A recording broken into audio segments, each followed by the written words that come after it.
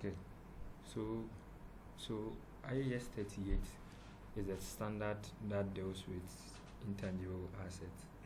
So intangible, as the word goes, intangible items are items which we can't see, we can't touch, we can't feel. Yes.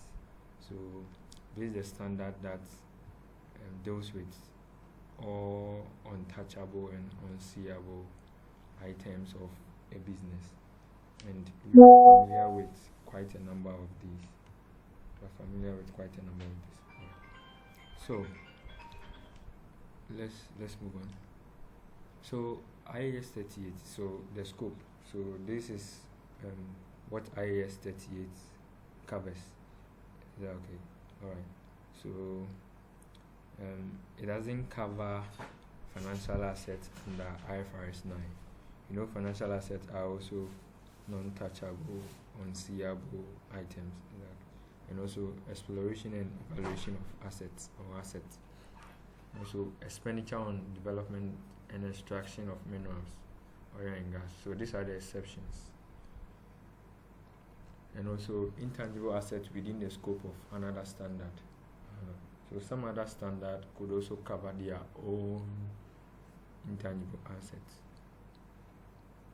So let's look at some key definitions, and then the first one will probably have to be the intangible asset. So we are saying that it's an identifiable non-monetary asset without physical presence. So it should be identifiable, it should be non-monetary, and then it should be an asset, and also it should be without physical substance.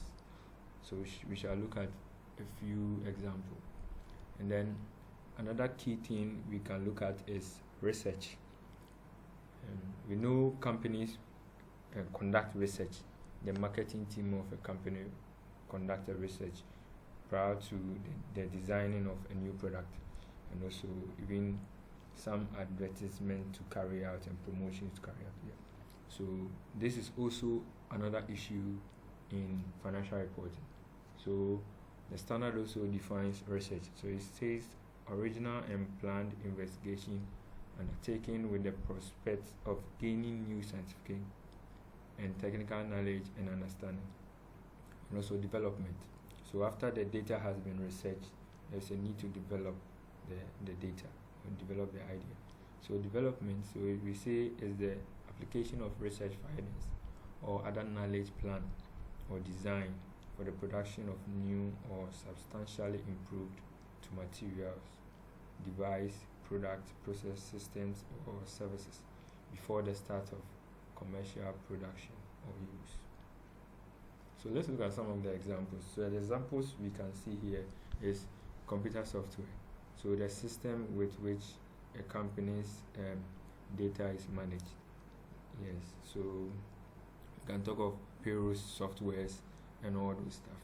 Yeah, and also patent, copyright, and motion picture films, customer lists, licenses, import quotas, and all that stuff. So we can also say, or the standard also says, that intangible asset may be acquired. So it may be acquired by a separate purchase. You can purchase it on its own. Yeah. And also as part of business combination, that's through merger and acquisition, subsidiary, and all those stuff. And also by government grants, by exchange of assets, and also by self-creation. That's what we call the internally generated goodwill, yes, or intangible assets, because it's more often relating to goodwill. Okay, so let's look at some critical attributes of intangible asset. So what defines an intangible asset? So we say that it should be identifiable, or intangible assets are identifiable. So one, it's capable of being separated from the entity and sold, transferred, licensed, or rented, either individually or in combination with a related contract, asset, or liability. Or it arises from contractual or other legal rights, regardless of whether those rights are transferable or separable from the entity, or other rights or obligation. So this is what the standard says, that an intangible asset should be what? Identifiable. Yeah, okay, so it could come from contractual or legal right, and it should be capable of being separated from the entity. So let's move on. So every standard provides recognition of an asset. So for an intangible asset to be recognized, one, it should meet the intangible asset definition. So we are saying it should be what? Non-monetary, and it should not have a physical presence, and also it should meet the asset recognition criteria. So if we remember clearly, IAS 16 provides the recognition criteria of an asset, and even IAS 1 also provides the recognition criteria of an asset. So it says that economic benefit should come out of the asset, or should accrue to the owner who uses it, and also the cost should be reliably measured. So when all these are seen, we can recognize an intangible asset. So let's look at internally generated intangible. So the standard says that internally generated intangible are not recognized as an asset. So what an entity itself has recognized as, or has seen as, an intangible asset, an example could be goodwill. An entity in itself cannot evaluate itself for a goodwill. So when such is generated, the standard says that it's not capable of being recognized according to the standard IAS 38. So these include goodwill, brands, masthead, publishing titles, and customers. And also, no intangible asset arising from research shall be recognized. So this is a specific exclusion by the standard. And also, expenditure on research shall be recognized as an expense when incurred. So let's move forward. So internally generated intangible. Okay, so let's move on. So an intangible asset arising from development or from the development phase of an internal project should be recognized only if an undertaking can demonstrate all of the following. So I think amongst all aspects of IAS 38, the two most important areas are that internally generated goodwill are not recognizable, and also research expenses are charged against profit or loss, they are not recognized. And also another important area is the recognition of development costs. So the standard provides these 6 criteria, and a development cost must meet all these criteria before it will be capitalized. So the first one is the technical feasibility of completing the assets so that it will be available for use. So the cost which you incurred the development should be technically feasible, and it should be available for use.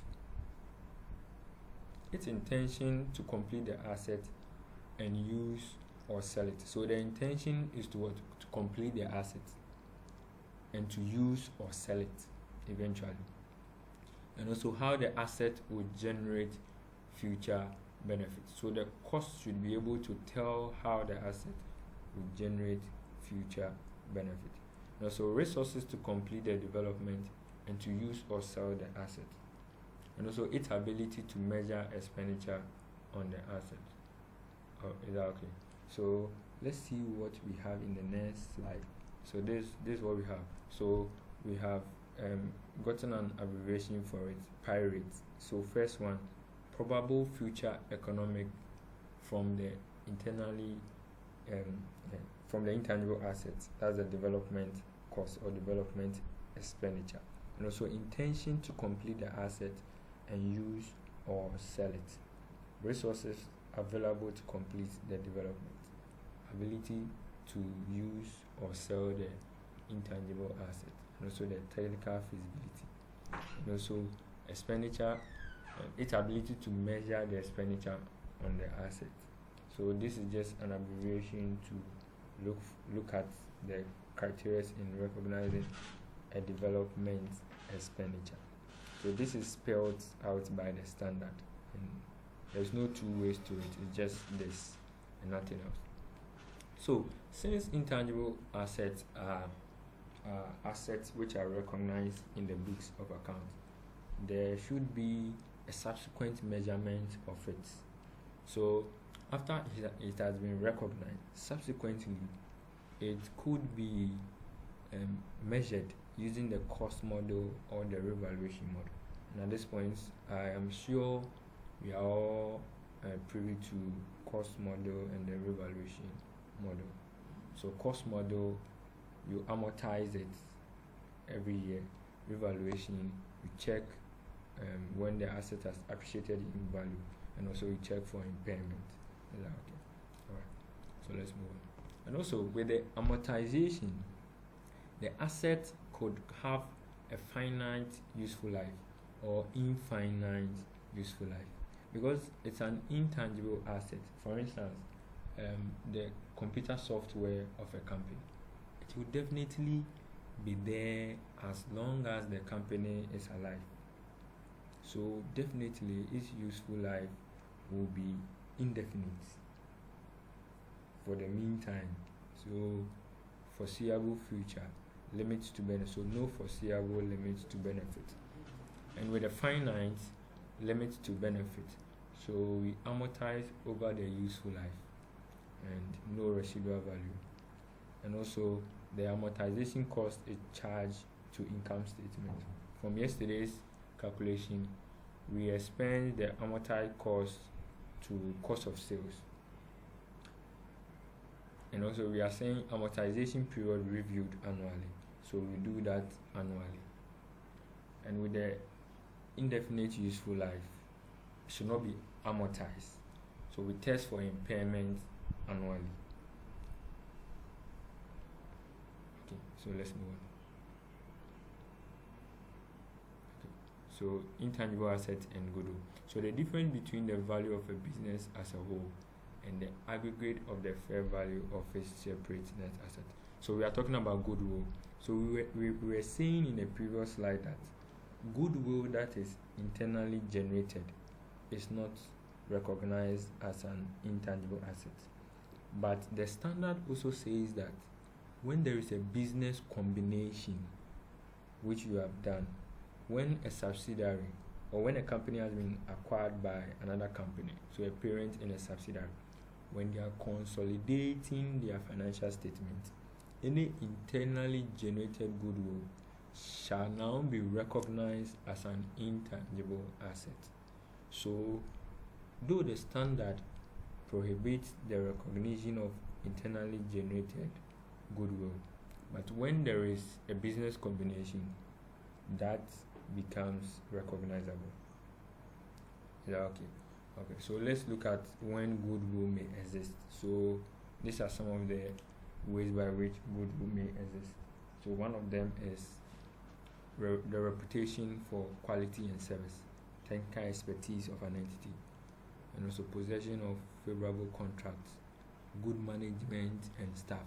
So all these are goodwill. You see, they are not tangible. There are things we can't see. We are just experiencing them within the company.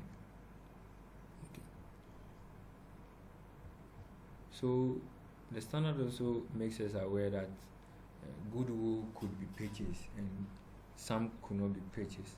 So we have purchased goodwill and then non-purchased goodwill. So purchased goodwill arises when one business acquires another. That is what I said previously. So it includes goodwill arising on consolidation.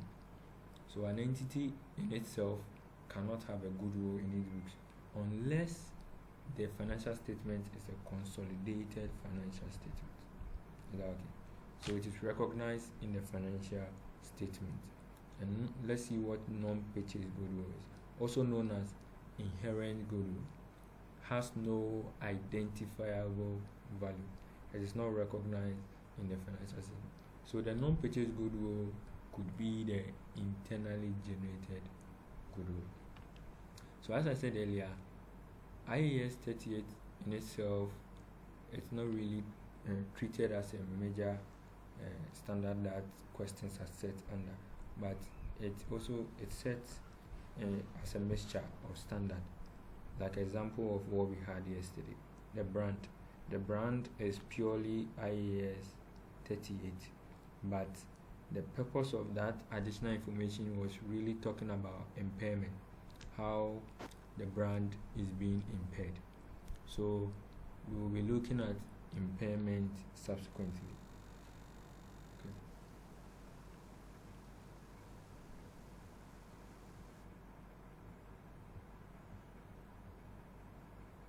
Okay, so yesterday I started a little about impairment, and from yesterday's meeting I said that an entity must not hold its assets above the price at which the asset to be sold in the market, and that's what the standard is saying.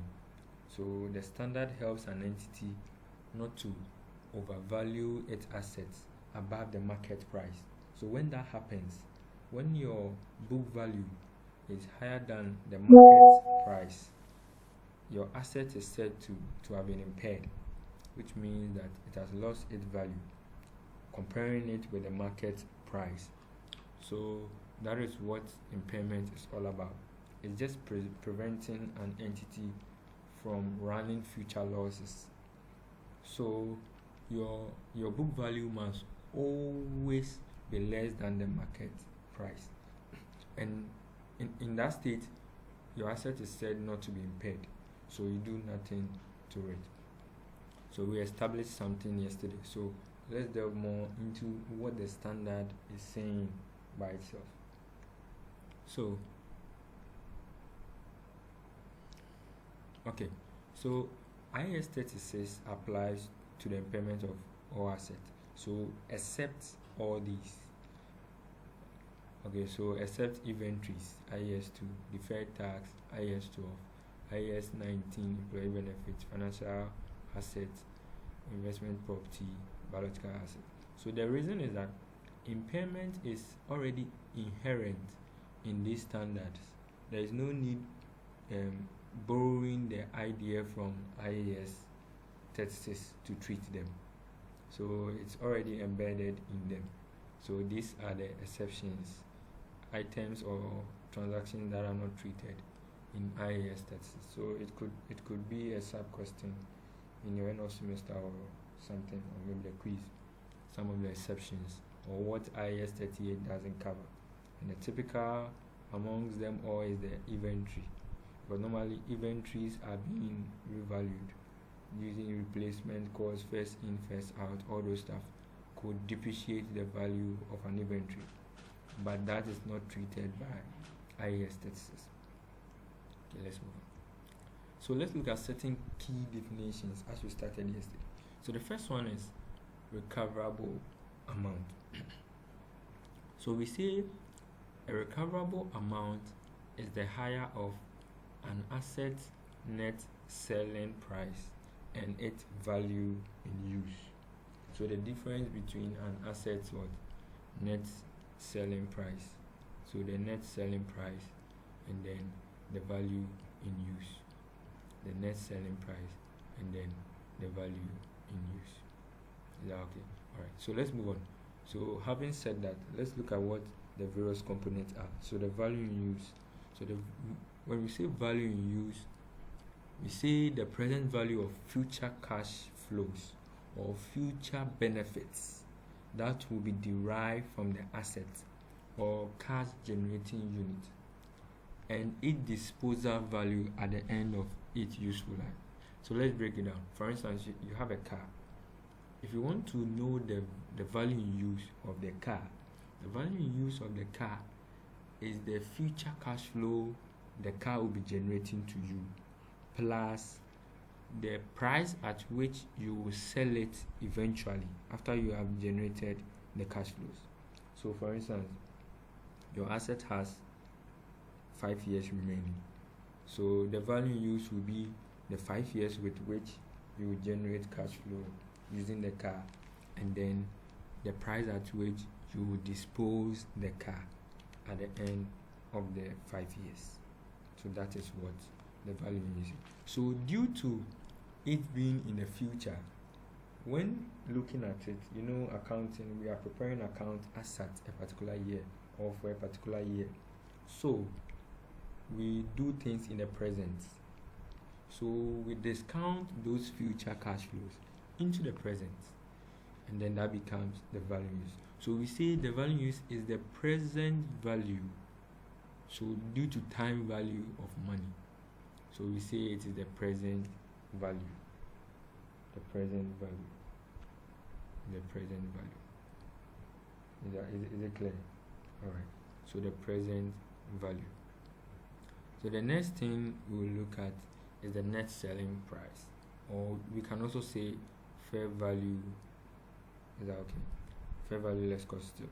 So we say it is the amount obtainable from the sale of an asset or cash generation unit in an arm's length transaction less cost of disposal.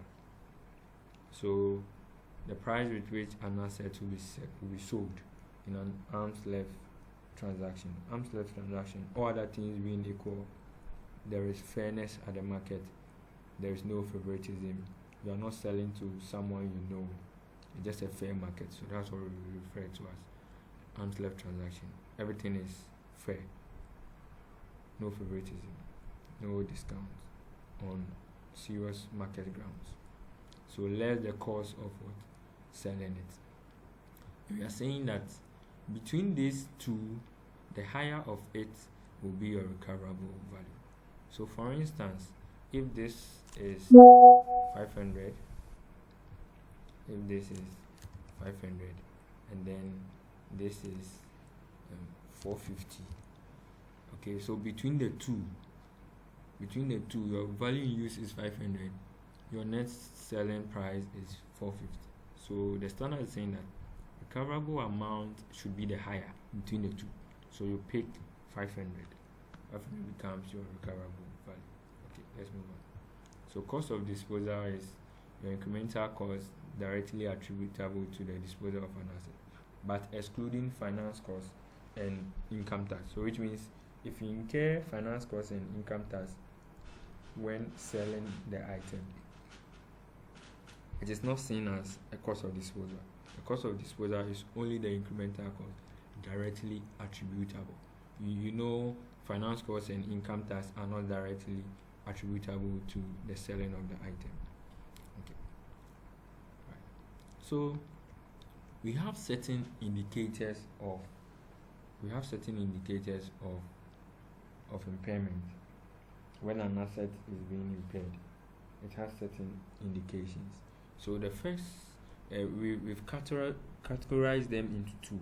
That's external sources and then internal sources. So the external sources, we can talk of events that are beyond the entity's control.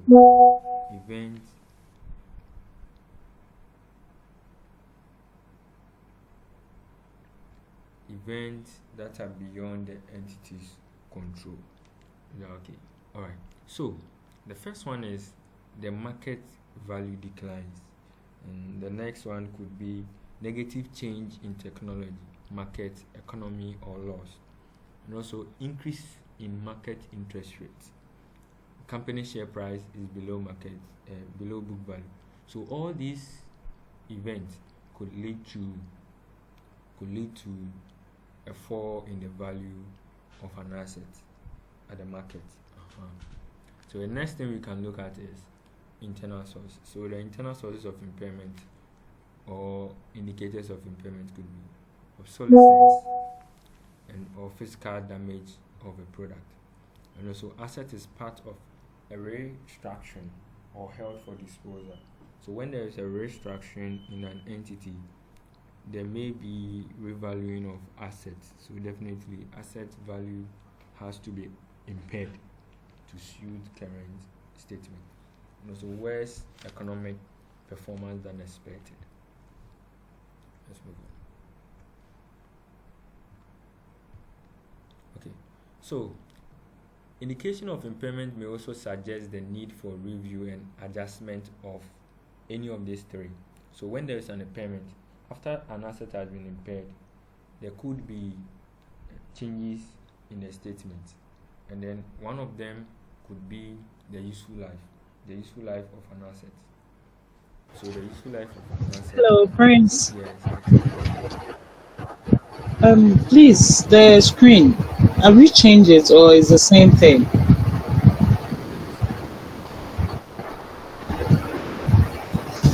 Let me see. I can see none purchase goodwill and purchase goodwill. Yes, I've seen that too. I'm trying to rectify it. Okay, let me check again. Oh wow. To avoid infinity. Okay.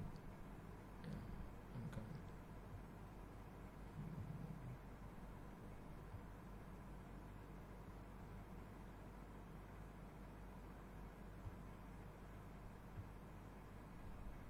Okay. Am I sharing on? Is this seen now?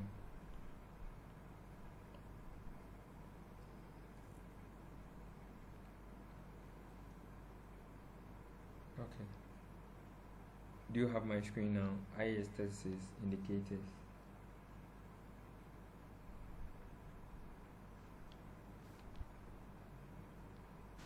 Yes. Okay. Thank you very much. Okay. Okay. So let's move on. So as I was saying, so it could lead to changes in the useful life of an asset. Also, the depreciation method.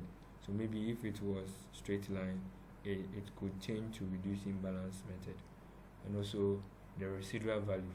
It could appreciate or depreciate when an asset is being impaired. So now let's look at how impairment is being done. So the standard is saying that look for an indication of impairment at each balance sheet date. So at the end of each year, you should look for impairment. You should test for it. Let's use that word. So at each reporting date, if an indication of impairment exists, the recoverable amount of each asset should be estimated. As we saw it, the recoverable amount is the higher of the value used and then the net selling price. And also, if with no indication of impairment, the following type of asset should always be tested. So for instance, there hasn't been any indication that an asset has been impaired at the end of the year, but the standard is saying that the following asset which we are going to talk about should always be tested for impairment regularly, regardless of whether there is an indication or not. So the first one is intangible asset with an indefinite useful life. That's intangible asset IAS 38. So when it has an indefinite useful life, we should test for impairment regardless. And so intangible asset not yet available for use, we should test for impairment even though it's not being used. Goodwill acquired in a business combination. Yes, you are doing business combination, and then after your net asset acquired, there's a need to calculate goodwill when a subsidiary was being acquired. So you test for impairment every year. So recognition and measurement of goodwill. So when there is an indication of impairment, carrying out impairment review. Okay, so we calculate recoverable amount, we write down the asset to recoverable amount, then we recognize loss in income statement. Asset carried at revalued amount. First revaluation reserve and then income statement. Okay, so let's explain this. So the standard is saying that when there is an indication of impairment, so one, you should calculate your recoverable amount. That's the higher of the two, value in use and then fair value less cost of sale or net selling price. So you check the higher. When you pick the higher, you now write down your asset to that recoverable value.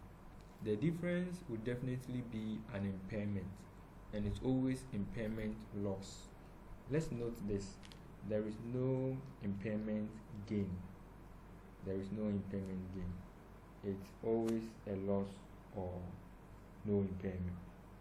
So there is no impairment gain. It's always a loss or no impairment. Is that okay? Alright. So after you have seen that loss is sent to income statement as an expense. Normally it's added to cost of sales. But if the question is silence, add it to cost of sales.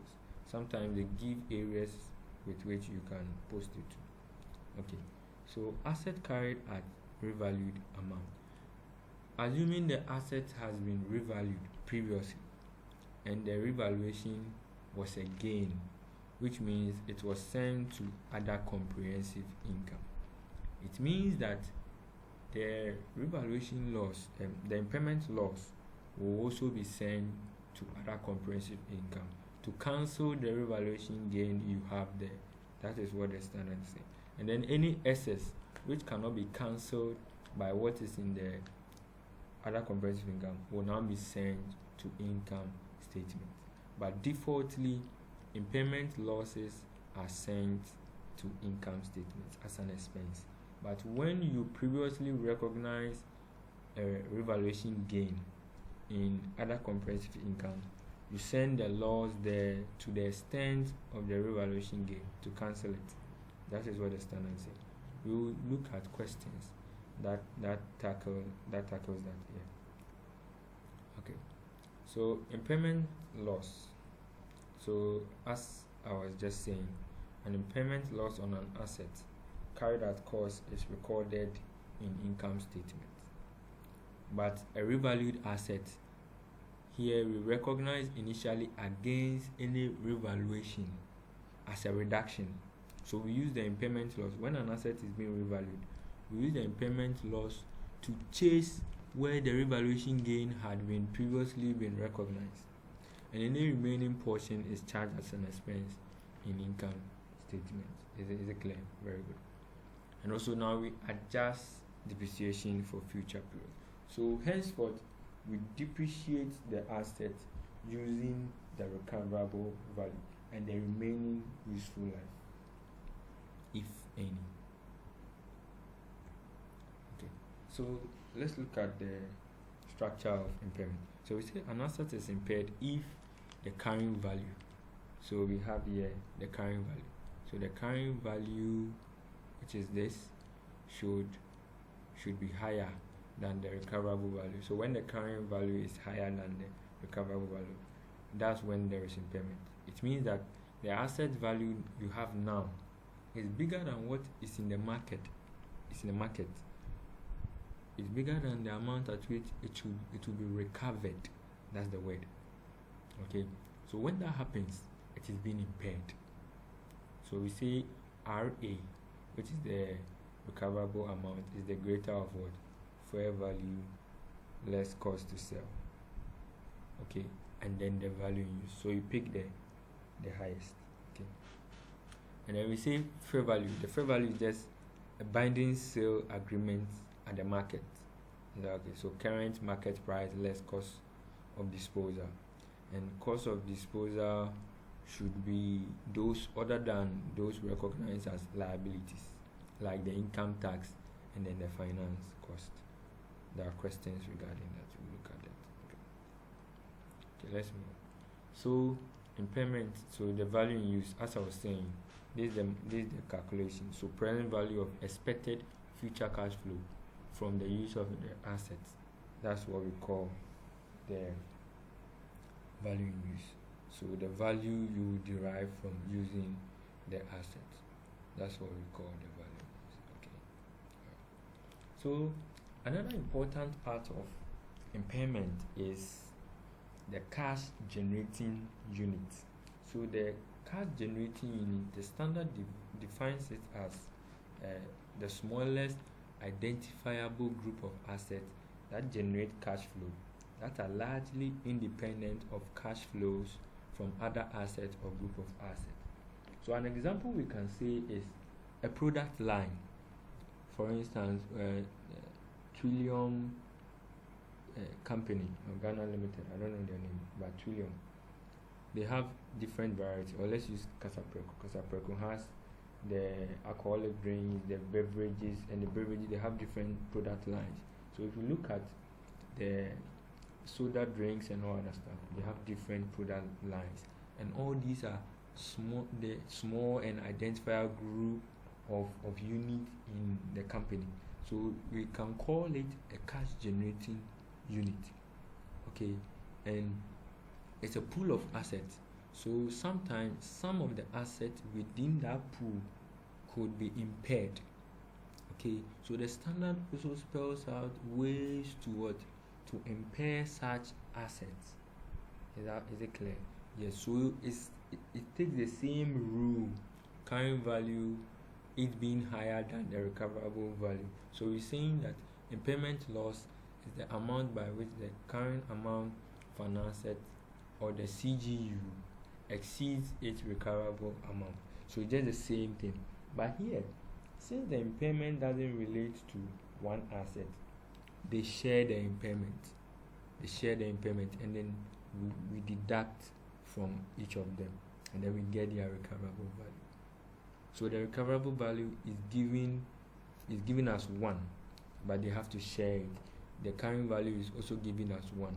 They have to share it. That is it. That's what we term as the cash generation. So let's look at it. So we compare the carrying value of the CGU to the recoverable amount of the CGU. So if an impairment exists where the carrying value exceeds the recoverable amount. So that is when an asset has been impaired. Okay. So now let's look at how the standard allocates impairment under cash generating unit. So the first one is that first, to assets that are obviously damaged or destroyed. Assets that are obviously damaged. For instance, a unit within the Casapreco company is not making profit any longer. Even its machines are spoiled, and such machines are even increasing the cost of the company. So it is completely damaged. So when we've tested for impairment, we write off that asset off, we cancel it, we give it a full impairment so that we take it out of the product line. That is what it means. So first, assets that are obviously damaged or destroyed. And then the next one is purchase goodwill. Anytime a CGU is tested for impairment, after taking out damaged item, the next one will be goodwill. And then the next one is assets, including other intangibles, on pro rata based on the current amount of each asset in the CGU. So it means that after you have taken these two, the remaining impairment is shared. We prorate it. We do ratio and proportion for the remaining assets, so that they will take their fair share of the impairment. Exactly. And then the standard is saying that no individual asset should be written down below the highest of the fair value less cost to sell. So for instance, an asset has a value of say that's the carrying value of say 500, and then and also the fair value less cost to sell is probably 700, and then the value you use is, let's say, 350. Okay, since it's a cash generating unit, this is the carrying value. Now our carrying value is 500 and it's higher than both of them, but our recoverable value would have to be the highest of these two. We take the highest, so we take 400, and comparing our recoverable value 400 to the current value, which means that it has impaired.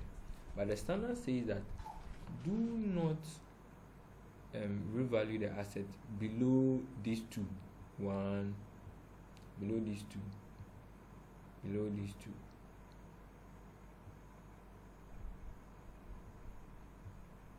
The standard is saying do not record it below. So say 340, do not record your asset below 350. So do not record it at 340, do not record it at 320, do not impair it at 310, 300. So below 350. So it should either be revalued between 350 and then the 400. And obviously we'll pick 400, but 400 is the higher between these two. Is the higher. So that's what the standard is saying. So this is just the theoretical aspect of the standard. So now let's take some questions. Kindly make your calculator and then your notepads available. Let's take some questions. Okay, let's take some questions under IAS 36. Let's make it quite engaging as possible. Okay, so let me zoom in. Right. You don't have this question. Let me put it on your page right now. Let me put it.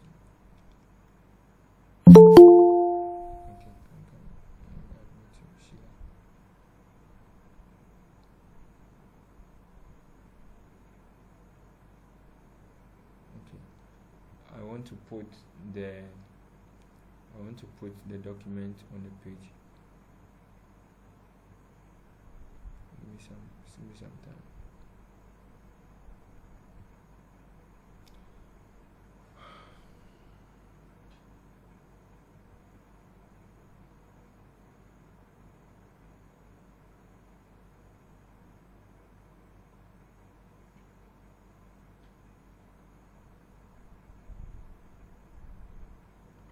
Okay, there you go.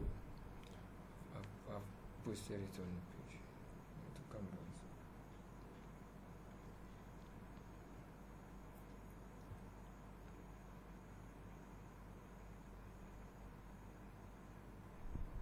Okay, so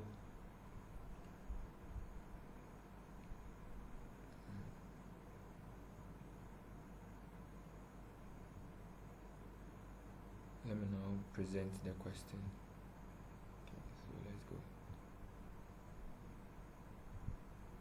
Okay, so I hope we can all see my screen.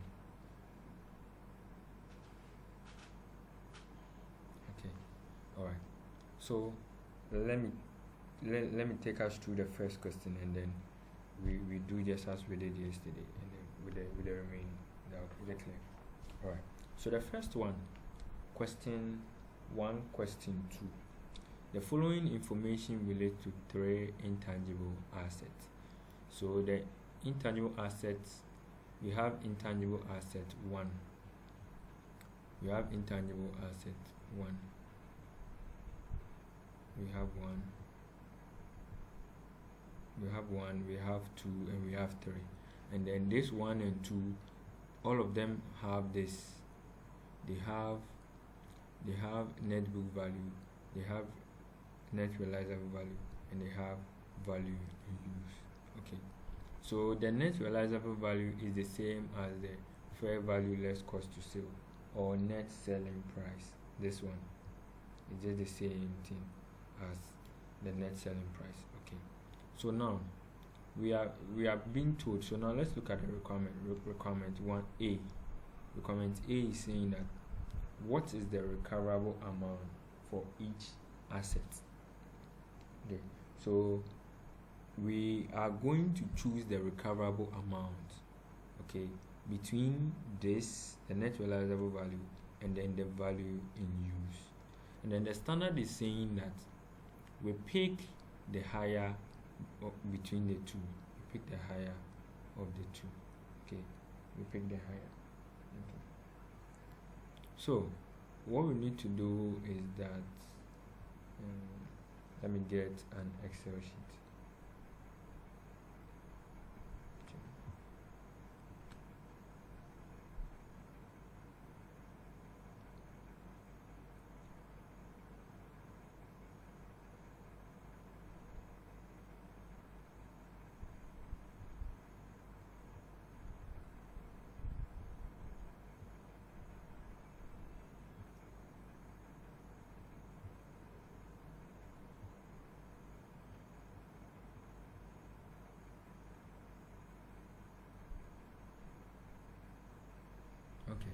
So what we are going to do is that, so we are going to compare the net realizable value with the value in use, and then we pick the highest. So from the first asset, that's intangible asset 1, between the two, which one do we think would be our recoverable value? Between the two, which one? So can someone unmute and tell us? So we have 240, we have 220. So which one is going to be our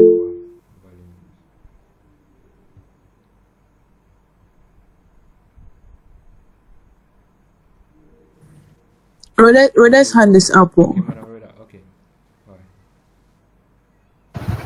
Yeah, we'll go for the 240. Okay, thank you. That one is the highest. That one is the highest between the 220 and then the 240. All right, thank you very much. Okay, I want to get my Excel so we work along with it. Okay, all right. Okay,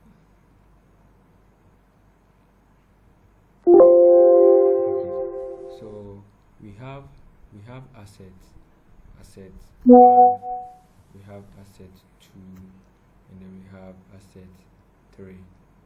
We have asset 3. All right. So the recoverable value, as Madam Rhoda said, so we indicate it with RV. So we are going for the 240. Okay. So what about asset 2? What about asset 2? What about asset 2? Which one are we going for? 260. We are going for 260. All right. Thank you very much. We are going for 260, obviously, because 260 is the highest. Okay. And then let's check for asset 3. Which one are we going for? 200. 200. So we are going for the net realizable value because that's the highest. All right. So 200. So now what we need to do is to put the book values there. Let me increase my screen. Sorry about that. Okay. So okay. This is visible now. All right.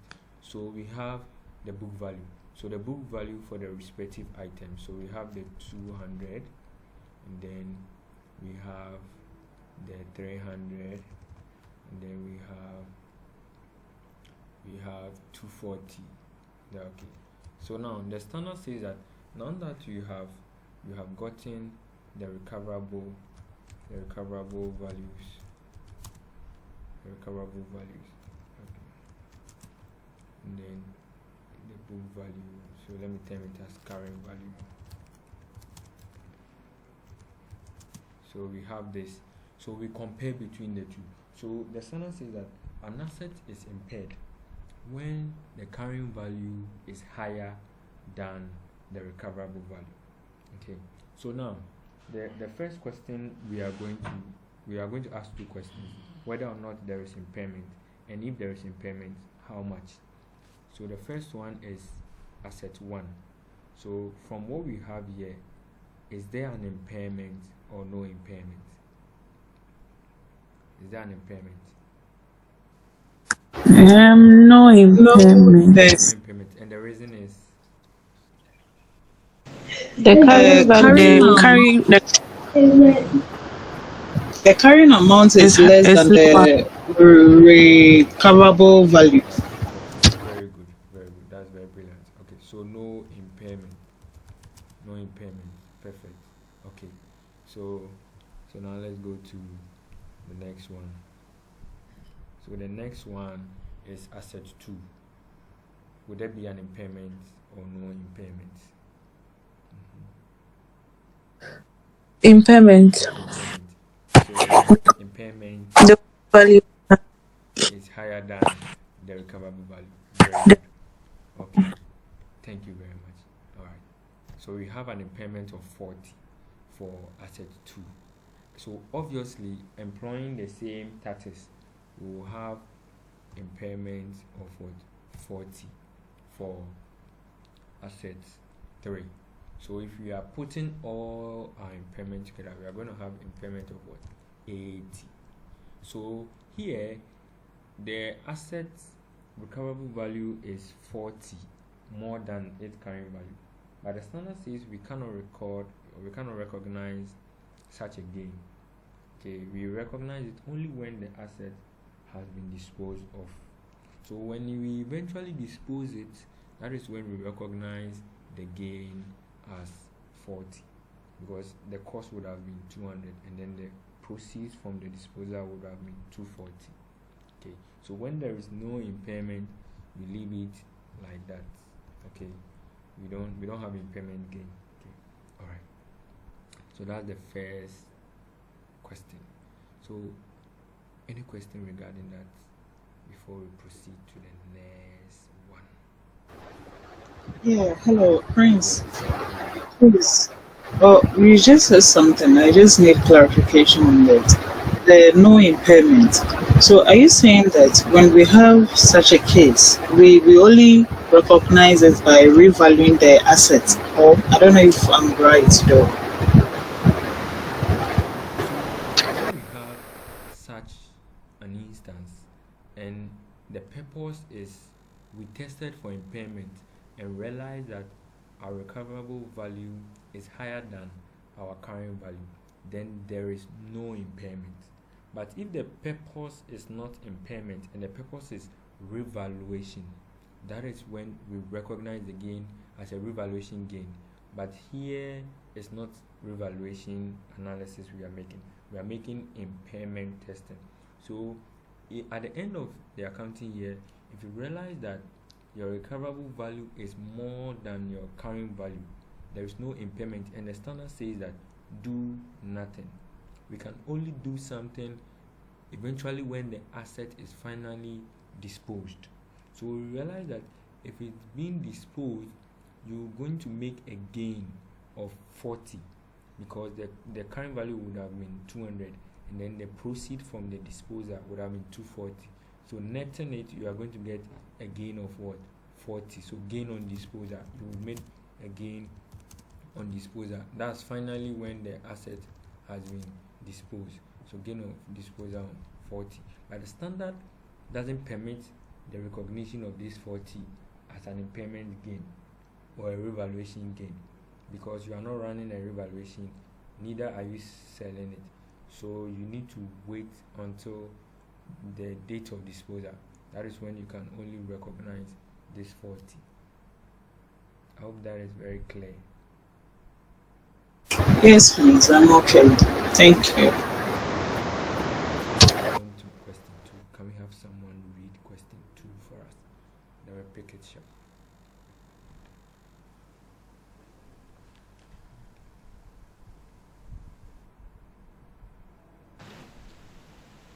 Okay. A company owns a vehicle that was involved in an accident at a year end. It is barely usable, so the value in use is 10,000 Ghana cedis. However, there is high demand for the parts of the vehicle. Thus, the fair value less cost to sell is estimated as 30,000 Ghana cedis.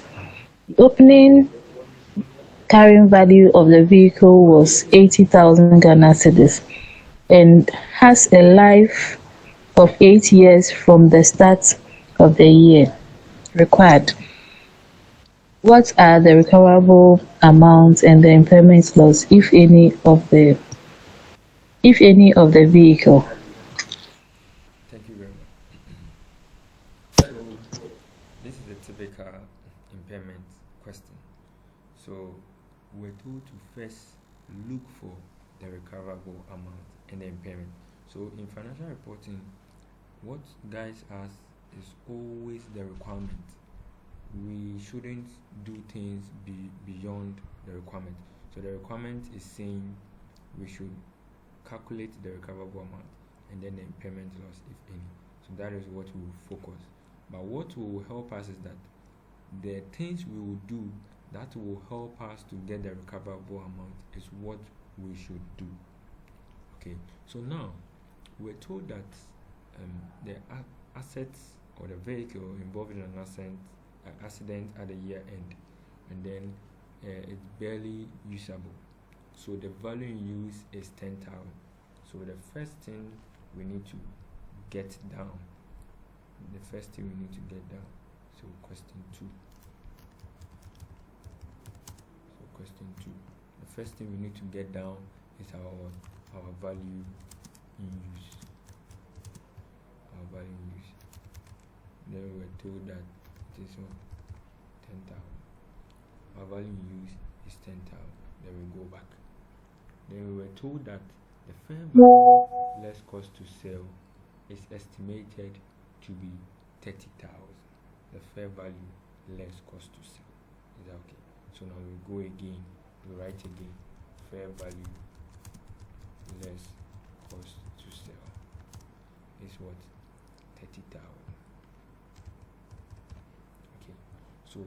So now, from this little information we have, we're told that what are the recoverable amounts and then the impairment, if any. Okay, so we are having 2 recoverable amounts, but the standard says we should pick one, and the one should be the highest. So obviously the recoverable amount will be what? 30,000. The recoverable amount will be 30,000. So the recoverable amount or recoverable value will be what? 30,000. So that is what we have here. It will be 30,000. So having done that, now the standard is saying that whenever there is an impairment, we should look for the carrying value of the asset as at the date of the impairment. Okay, and then we were told that the company owns a value that was involved in an accident at the year end. So date is very important in impairment. So at the year end, and then we're told that the opening carrying value of the asset is 80,000 and has a useful life of 8 years from the start of the year, which means from the start of the year to the end of the year when the accident occurred, there hasn't been any depreciation of the asset. Is it clear? Very good. So this is how we analyze it. So in looking for the carrying value, you check whether prior to impairment there has been some previous depreciation till the day of impairment. So from the question, there hasn't been. So what we need to do is to calculate depreciation from the start of the year to the end of the year. That's 1 year. And then the useful life is 8 years. And then the cost is 80,000. So we need to look for depreciation. So first we have depreciation. So we have the cost of the asset to be 80,000. So we calculate depreciation, and then depreciation is going to be 80,000 divided by 8. That's 8 years. So let's check. We have it here. 8 years. So this is the 8 years. So the depreciation is going to be 8 years. So depreciation is what? 10,000. So if depreciation is 10,000, which means that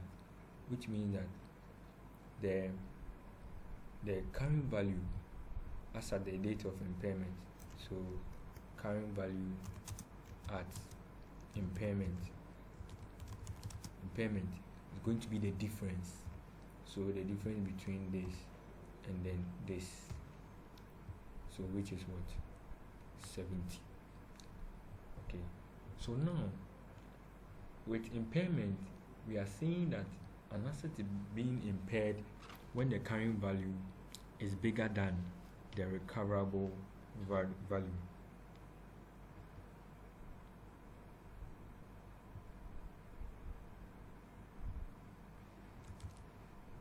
Okay, so we have the recoverable value to be 30,000, and then we have the carrying value at impairment to be 70,000.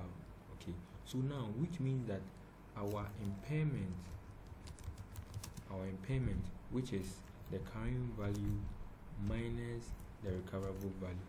It's going to be the difference between this and then this, right?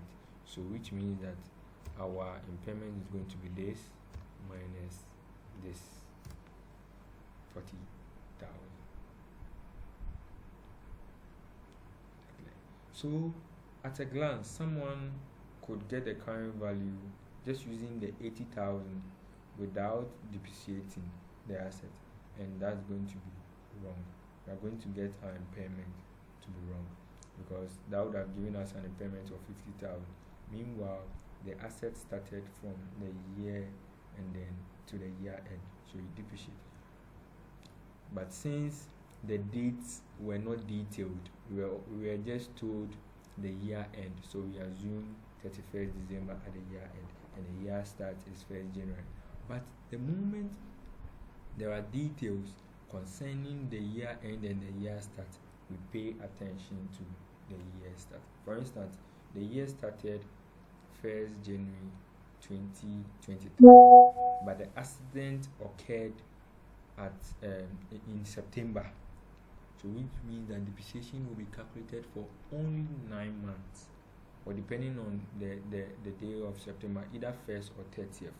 So if it started on 1st, which means that 8.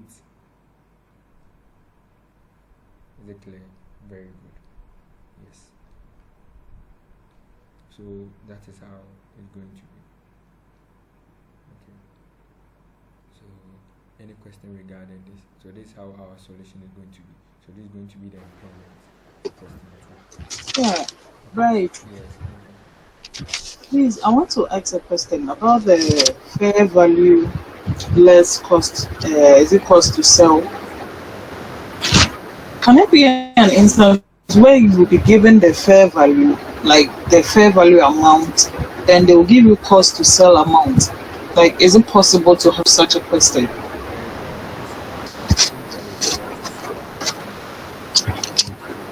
think that will be the next question. Yeah. So you will be given a fair value, the selling price, and let's also remember I was giving the cost of sale which are allowed. So we do not consider finance cost, we do not consider taxation or tax. So a question that wants to be quite tricky will include the tax cost and then the finance cost as part of the selling cost. So we have to be very technical enough to take those costs out and then use only the cost that is attributable to the selling of the assets. So yes, we can be given a fair value and then the cost separately, and we have to do further adjustments. Yes. Thank you very much. I hope that is answered perfectly. Okay. So the next one is question 3. Question 3. Can we have Madam Nanaya to read question 3 for us? Okay, if Madam Nanaya is not there, maybe Madam Jennifer could help us with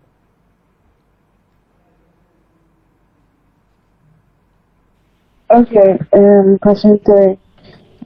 Kindly hold on. So they said, a company has a machine in its statement of financial position at a carrying amount of 300,000. The machine is used to manufacture the company's best-selling product range, but the entry of a new competitor to the market has severely affected sales. As a result, the company believes that the future sales of the product over the next 3 years will be only 150,000 cedis, 100,000 and 50,000 cedis. The assets will then be sold for 25,000 cedis. An offer has been received to buy the machine immediately for 240 RS grand or something, but the company would have to pay shipping costs of 5,000. the risk-free market rate of interest is 10% required. What are the recoverable amounts and the impairment loss, if any, of the machine? Okay, thank you very I'm much done. already. Okay, thank you very much. All right. So the first correction is the RS. So it's also supposed to be a Ghana city. I think the question is it's not a Ghanaian question. It's Pakistani ICAG question. So I think that was why the city sign is the value is RS. So it's supposed to be Ghana city as well. So let's treat it as such. All right. So in this question, there are few things to note.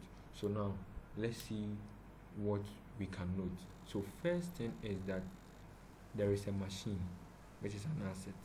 And then the asset in the financial statement, the carrying amount, okay, is what? 300,000. So that's the first thing to note. So we go into our working sheet.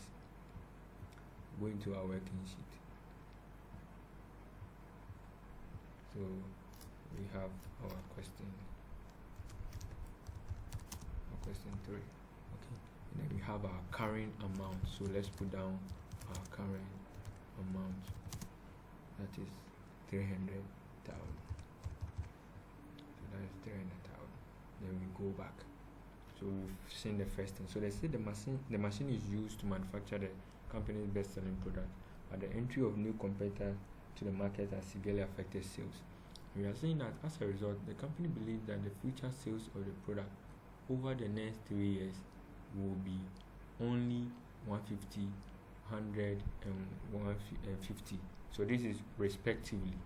So the next 3 years. So year 1. So this is year 1. This is year 2, and then this is year 3. So, and then they said the asset would then be sold for 250,000. So after the asset had generated the 3 cash flows, it will then eventually be sold for 25,000. So those are future cash flow. So we can use that to estimate our value in use. So let's see something here. So we have here value in use, right? And then we have here as well our cash flow. Okay, let me put it down. Our cash flow. Okay, so we have year 1. Then we have year 2. Then we have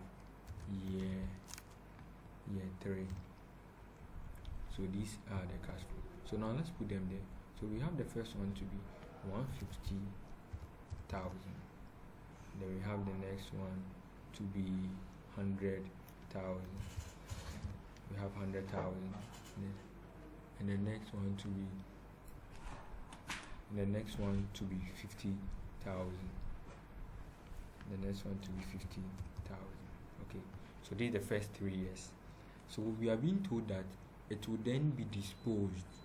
The asset will then be disposed for 25,000.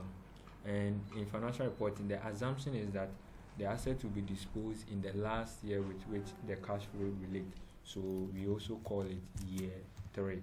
That's disposal. So which means that the asset will provide us all these cash flows.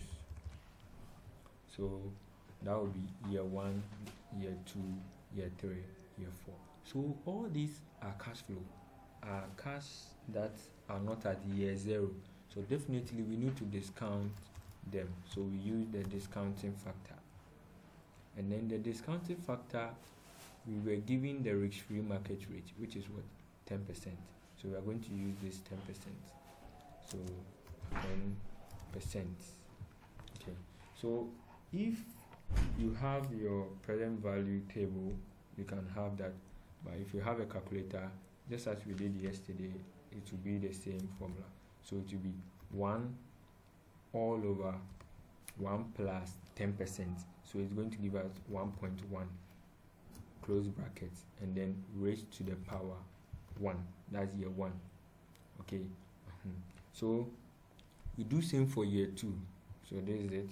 We copy, we paste. So we change it to year 2. Year 2. Then we take again. We post, and then this will be year 3, and also this will be year 3, because the year 3 will be 2. So if you do this using the calculator, so that's 1 over 1.1 raised to the power 1. So we are going to get 0.09, and then we run it, we put it on 3 decimal places, just to make our work quite simple. Okay, we put it on 3 decimal places. So if you put it on 3 decimal places, the year 1, you will get 0.909.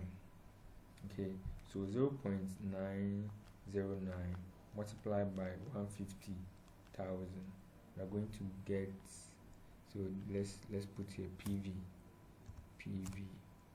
So we are going to get 136,350. So I want us to work out the year 2, year 3, and then yes, so these 2 years, someone should give us the value for year 2, and another person should give us the value for year 3.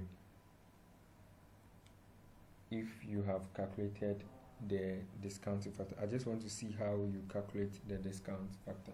So can someone give us the discount factor for year 2? Year 2. If you have perfectly calculated it. Year 2 is 0.826. Okay, 0.826. Okay, very good. Yes. Yes. So let's multiply the 0.826 by 100,000. What are we getting? You're getting 826,445. 826. So 245. 45. Okay, thank you very much. Thank you very much. All right. So what about the next one?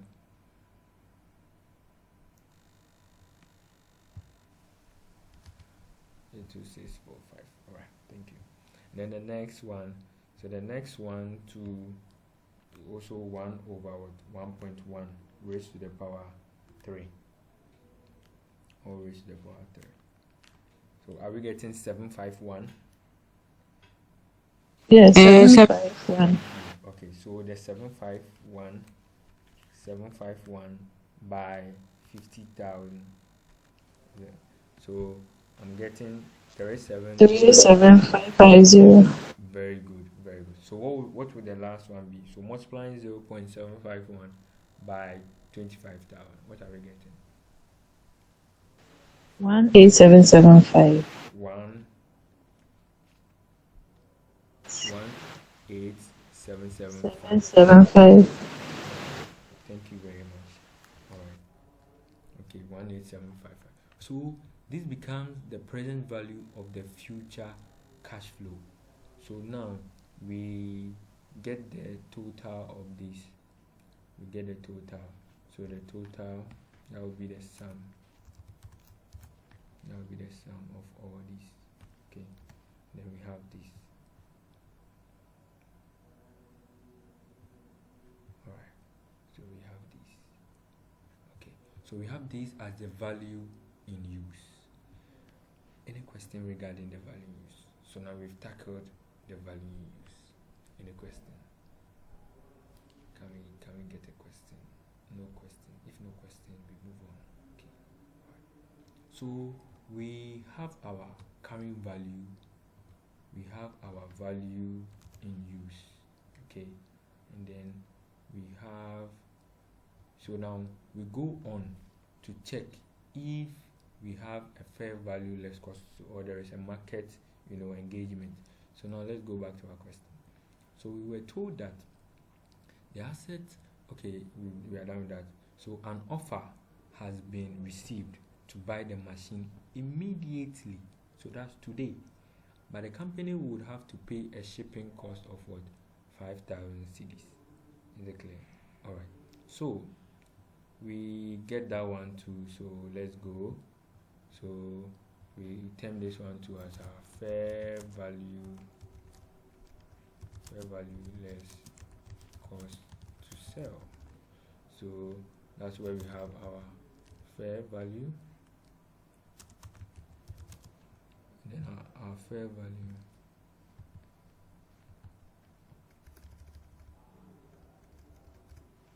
value as we were given in the question is 240,000. So 240, and then we're giving the cost to sell, that's the shipping cost. Shipping cost is what? 5,000. So which means that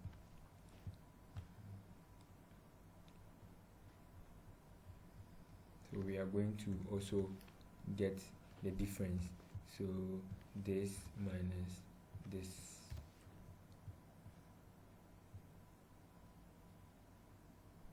Okay, very good. So now we are getting these two.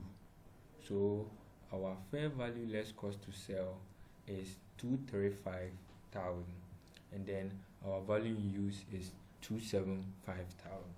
So after that, we need to revisit what the standard is saying. The standard is saying that in case like this, we compare both and then choose the highest.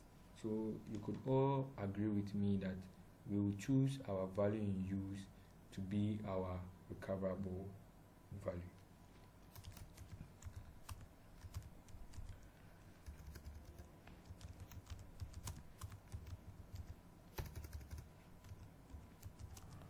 So we choose this as our recoverable value. Very good. So having done that, we just compare. Okay, so from here we just have this, we just have our current amount, which is the 300,000. We have our 300,000. Then we have our recoverable amount. Recoverable value is okay. So now we compare the two, and we could clearly see there is an impairment. Is that okay? So the standard says that when your current value is higher than your recoverable value, your asset has been what? Your asset has been impaired. So we will now get the difference. So this minus this, and then that will be our impairment loss. Impairment loss. So it will be charged against the profit or loss account as an expense. Any question regarding that? Any question? So this question didn't give us the value in use straight away, just as the previous question did. No, it required us to what? Estimate it. So that is how we estimate it. So we estimated it here. So some questions may not be straightforward. You would have to estimate your own, and just as Madam Rodlin asked, so there could be fair value less cost to sell. You will also be given, you have to know what entails your cost, then you less it from the fair value, and then you get your fair value less cost to sell. So that is another area. Is that okay? Alright. So any question regarding this area, then we see what we can do. Any question? If no question, then we move on to the next one. Any question? Okay. So question 4. Okay, who will take us to question 4? Question 4. This is where it's starting. Okay. Who is taking us? Okay. Madam Millicent, could you please read question 4 for us? Okay. An entity owns a property which was originally purchased for 30,000 Ghana cedis. The property has been revalued to 500,000 Ghana cedis with a revaluation of 200,000 Ghana cedis being recognized as other comprehensive income and recorded in the revaluation reserve. The property has a current carrying amount of 460,000 Ghana cedis, but the recoverable amount of the property has just been estimated at only 200,000 Ghana cedis required. What is the amount of impairment and how should this be treated in the financial statements? Okay, thank you very much. So, in financial reporting, there are numerous questions, exams we've had, and numerous questions we've gone through. The best way to catch what exactly they expect, and sometimes to know what they require, it's just the requirement could just give you a summary of what they are looking for, and it could also give you clue why certain figures have been given to you. So in this question, we have it that the asset was originally acquired at 300. So that's the first thing. Now it went further to say the property has been revalued to 500. So this revaluation IAS 16. So from 300 to 500, and then they recognize a gain of what? 200. So which means that this 200 is in the books. So the current value of the asset is now 500. Is that okay? Very good. And now they move further to tell us that this 200 has been recognized in other comprehensive income, and further in the revaluation reserve. So in your financial statement, when you have a revaluation gain, you send it to revaluation reserve as an equity. So eventually when you see it, that's what it means. So we have a revaluation surplus of 200. So which means that after the revaluation, our asset was valued at 500. Our asset was valued at 500. Is that okay? Alright. It was valued at what? This 500. Sorry. It was valued at 500. Alright. Okay. So now what you are going to do next is to look at the next sentence. So the next sentence is saying that the property has a current carrying value of this. So after the revaluation, now, which means that it has depreciated from 500 to 460. So now the carrying value is what? 460. But the recoverable amount of the asset has been estimated to be only 200,000. So that's the recoverable amount. So there are three things to note here. So here we don't need our fair value less cost, so we don't need our value use. We've already been given the recoverable value, which is this. We've already been given. So we don't need it. We don't need to do any adjustment. We've already been given. And that is what? 200,000. So let's go to our Excel. Question 4.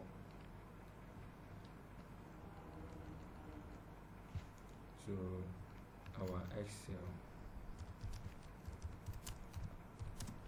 Okay, so now the first thing to note is our carrying amount. Our carrying amount, which is our carrying amount is 460. We have it here, 460. Okay, so 460,000. And then the next thing we note will be our recoverable amount. So our recoverable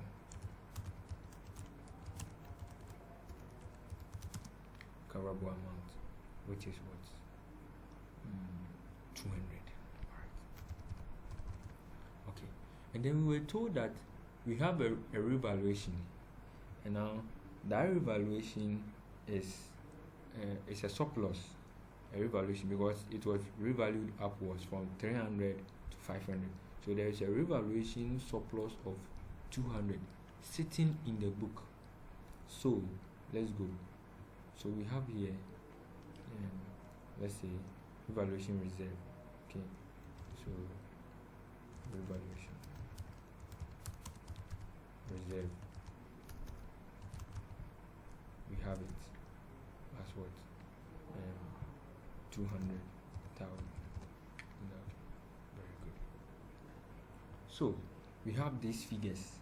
So what we need to note is that we first need to note that our asset has been impaired. So now let's check the impairment. So we have it here as impairment. So we know our asset has been impaired because there's a recoverable value of 200 and there's a current value of 460. So this.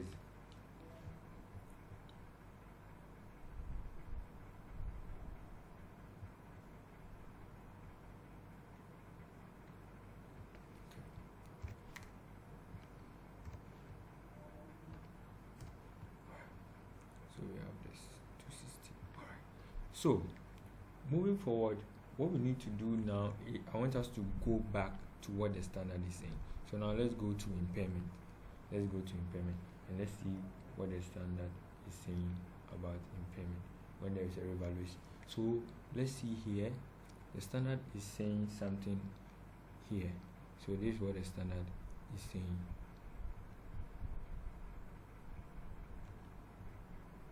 So the standard is saying that if the asset is a revalued asset, okay, any impairment loss is initially against the revaluation as a reduction.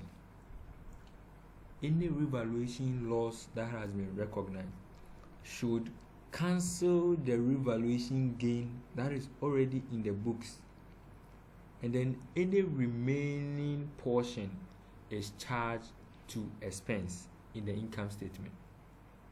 So this is very, very reasonable. So let's make it more engaging. For instance, last year you revalued your asset upwards, and then this year your asset has been impaired.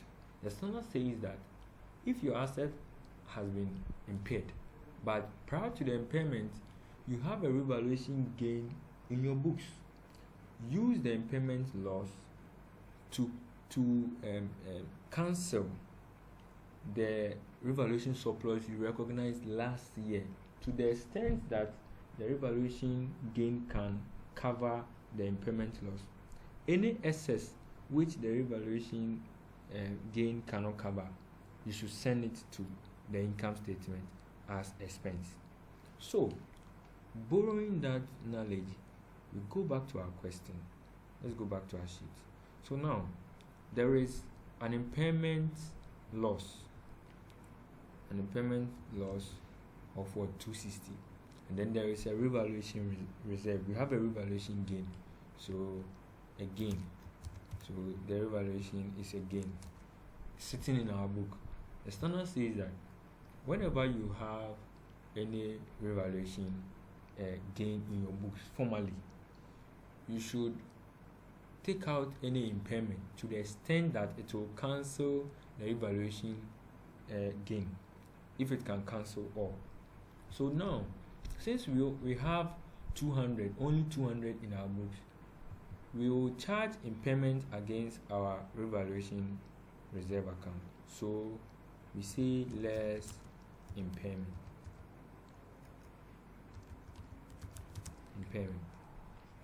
loss. And since we have only 200, we will take all the full 200, because our impairment loss is more than 200, but we can only take 200 from impairment. We only take 200 from revaluation gain. So we take out all 200. So which means that our revaluation reserve account will be zero. is going to be 0. Our revaluation account is going to be 0. Okay, so this is the balance. It's going to be, but there will be excess. There will be excess. So here, let me put the impairment loss there as the full amount. That's the 260, so that we know that there will be excess. So the standard says that this excess should go to profit or loss as an expense. So the excess impairment loss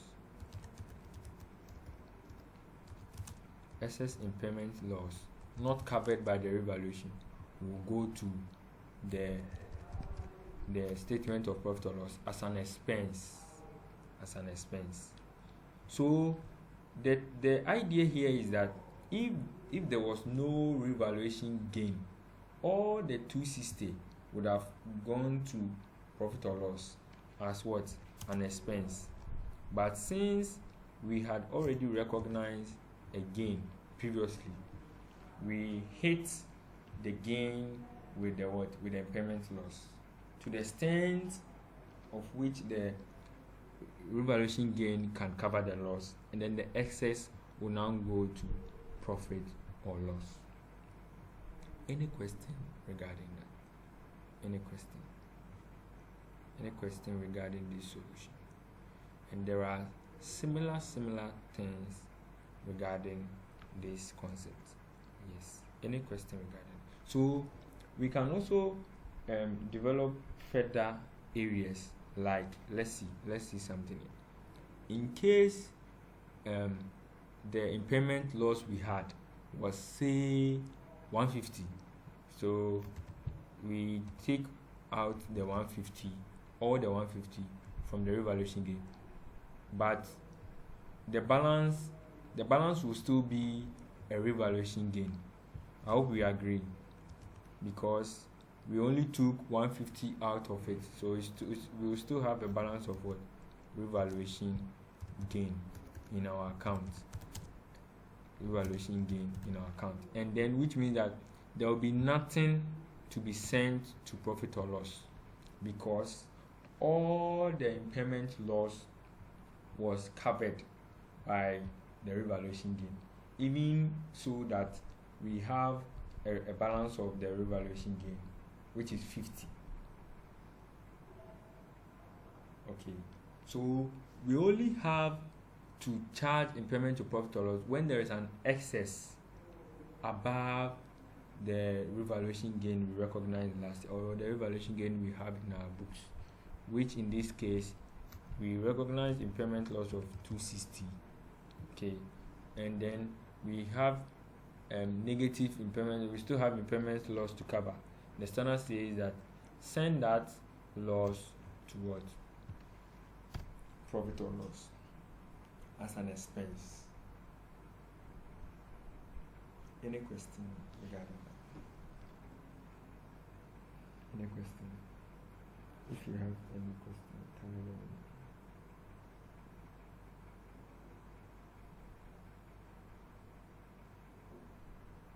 Yeah, hello, right. Yes, I can hear you. So please, does it mean that when we have excess revaluation gain, it will be added to the other comprehensive income, and also it will be recognized under the changes in equity?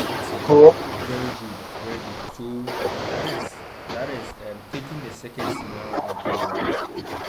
If you have the yes. 150, very good. If you have the 150, which means that the excess will still be in the reserve in the change in equity. Correct. Yeah. Okay. Yes. So which means that your reserve is now being reduced by 150. So your reserve will now be 50. Yes. That's it. Yeah. Perfect. All right. And then taking our original states, the excess will still be an expense. So here the assumption is that impairment loss is similar to revaluation loss.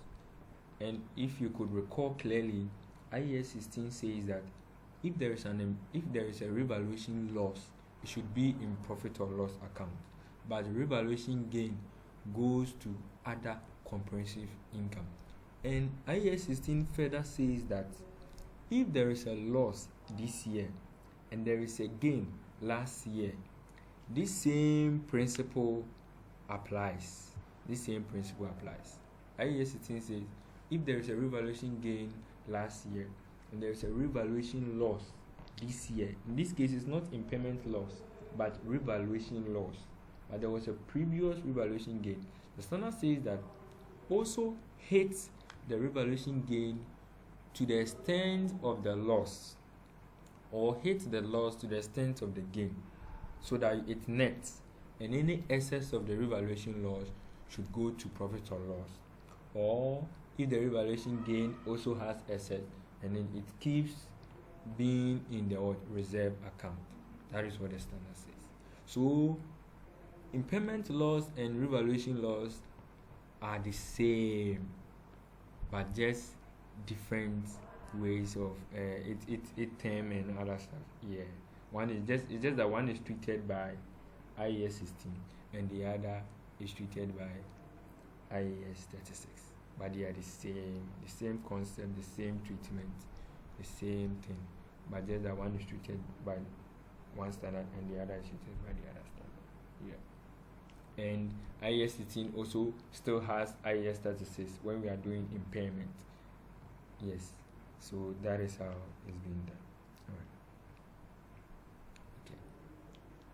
So the last question is talking about the cash generating unit. Okay, so that will be our last question on impairment, and then we move on to the financial statement. So Madam Rodlin, could you please take us through this question 5?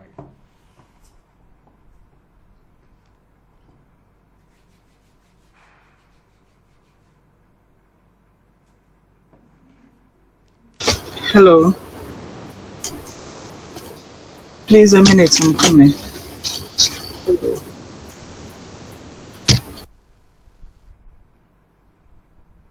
Okay. So could you please? A company runs a unit that suffers a massive drop in income due to the failure of its technology on the 1st of January 2008. The following carrying values were recorded in the books immediately prior to the impairment. So we have a CD sign with the 3 zeros on top indicating that the figures are in million. So we have goodwill, which is 20 million. We have technology, which is 5 million. Brands, 10 million. Then land. Land is 50 million. Buildings, 30 million. Then other net assets is 40 million. The recoverable value of the unit is estimated at 85 million. The technology is worthless following its complete failure. The other net assets include inventory, receivables, and payables. It is considered that the book value of other net assets is a reasonable representation of its net realizable value. Required: show the impact of the impairment will be accounted for on 1st January. Please, is that all? Okay. So as I said earlier, this is a cash generation unit or generating unit, and a pool of small identifiable assets, and this is the component. So there has been an impairment. So here there will be sharing of the impairment depending on what is worthless, what is written off, and assets whose carrying value are equal to the market value. So we'll see what we need to do. Okay, so the first thing to do is now to create a table. So since it's a cash generating unit, we need to treat it as such. So item, so here we have our item. Okay, so So we have our item. So let's have here as the carrying value, and here let's have here as the impairment, how it's going to be impaired, and then let's have here as the recoverable value.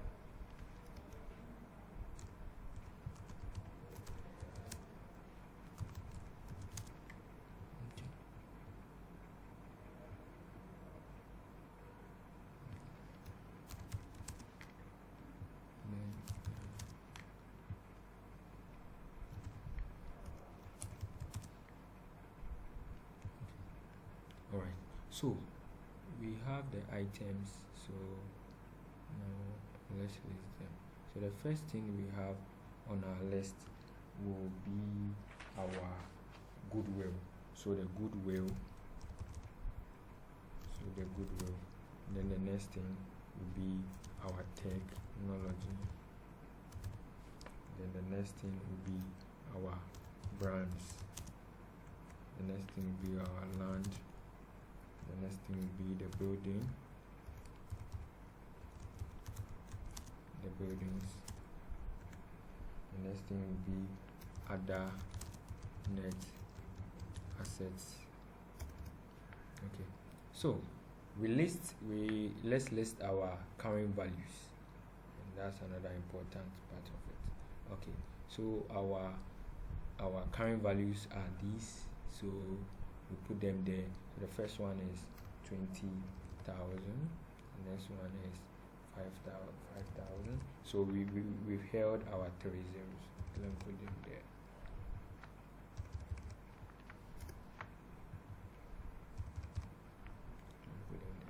Okay, then the next one is 10,000, the next one will be 50,000,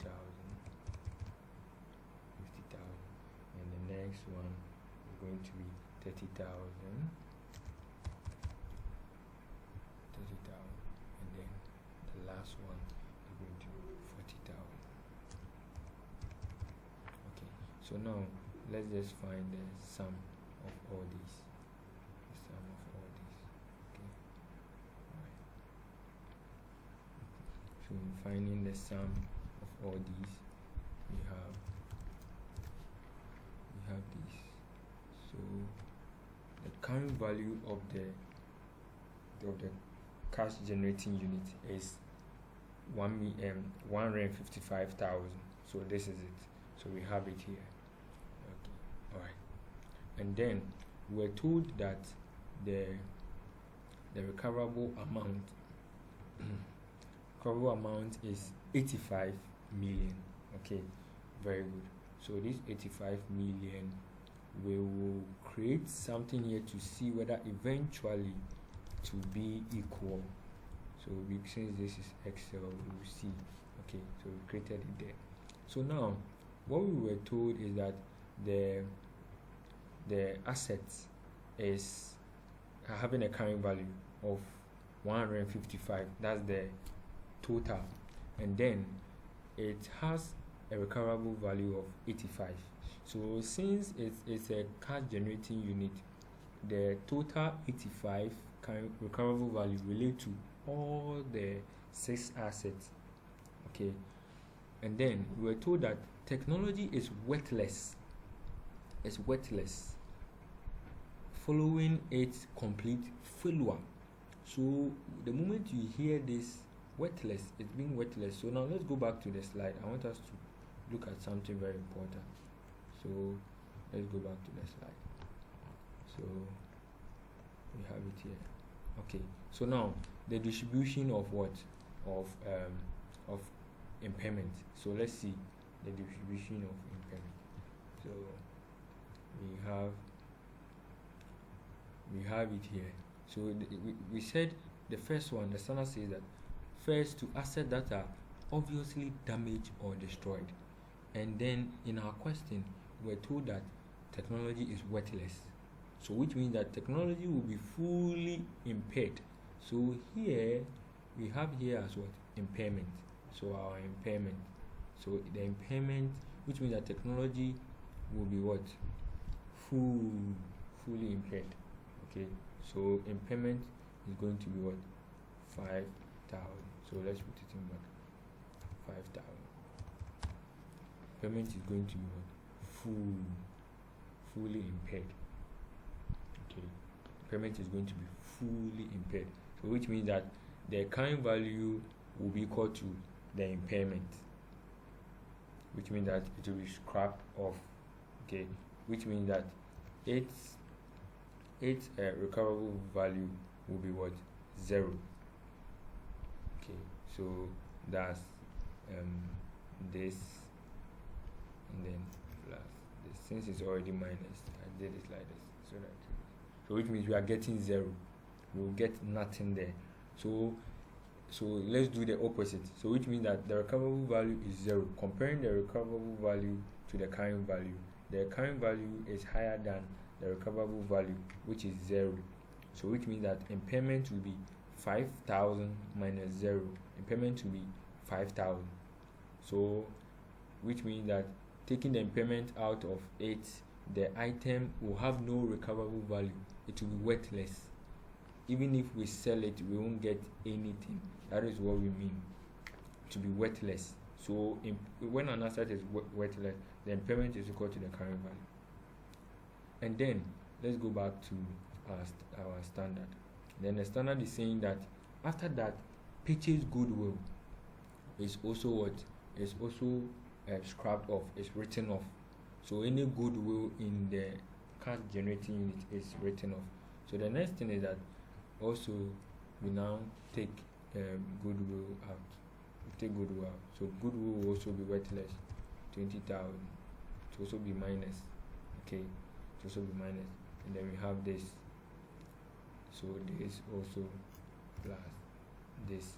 So that one too, the recoverable value will be 0. Okay, so if it's worthless, which means that we won't be able to recover its value, so there wouldn't be any recoverable value. So now what we will do next is now check the further questions. So the next one is that the other assets, including inventory, receivable and payable, it is considered that the book value of other assets is reasonable presentation of its net realizable value. If they say this value here, the 40,000, is a reasonable representation of its net realizable value, it means that this value here, okay, it's the same as its what? Recoverable value. So let me zoom out a little. It's the same as its recoverable value. So this value is the same as its value. So that's 40,000. It's the same as its value. So let's establish that one too. Is that okay? So now when you are done, let's do a downward calculation here. So we have a current value of what?